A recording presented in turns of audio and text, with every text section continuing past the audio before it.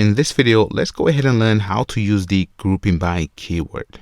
So this is very powerful and basically allows us to group our data based on a column. So a good candidate for grouping by in our data set is the actual country. Let's say that we want to find out how many people that we have for each of the countries that we have. So if I pretty much just select and then distinct and then country of birth from person and then press enter, you see that these are all the countries that we have. So in total 124 countries. But let's say that we want to find out how many people that we have for each of these countries. For that, we can use the group by. So the group by works as follows. Select and then the actual column name. So let's go ahead and say country and then of birth. And then if I say from and then person, and then let's go ahead and say group. So this is the actual keyword. So group and then by, and then the actual column. So country of and then birth. So if I run this query, this will not work, and I'm going to explain why in a second.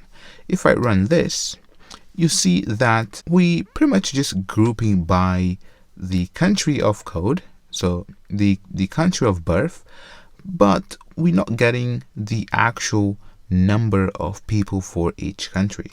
And this is because we have to select a second column. Now I will give you a second to see if you can pretty much just guess what column we need to select from here. And it's none of the columns that we've specified. Can you guess? Well, the column is actually count. So we can use count. And this is not really a column, it's just a function that counts. So let's go ahead and say star.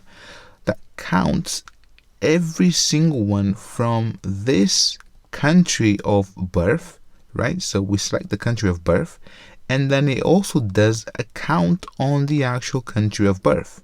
So if I press enter, now you can see that we have Bangladesh, there is only one person, Indonesia, 96 people, Venezuela, 6 people, Cameroon, 3 people, so on and so forth. So in fact, let me go ahead and sort this. So order and then by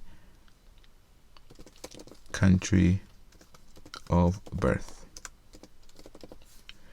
and then semicolon, enter, and now you can see the data organized. So Afghanistan 3, Argentina, and probably China will be the biggest one right here. So China 182, and then you can scroll down and see Indonesia 96. So they have a big population there as well, and basically that's all we have.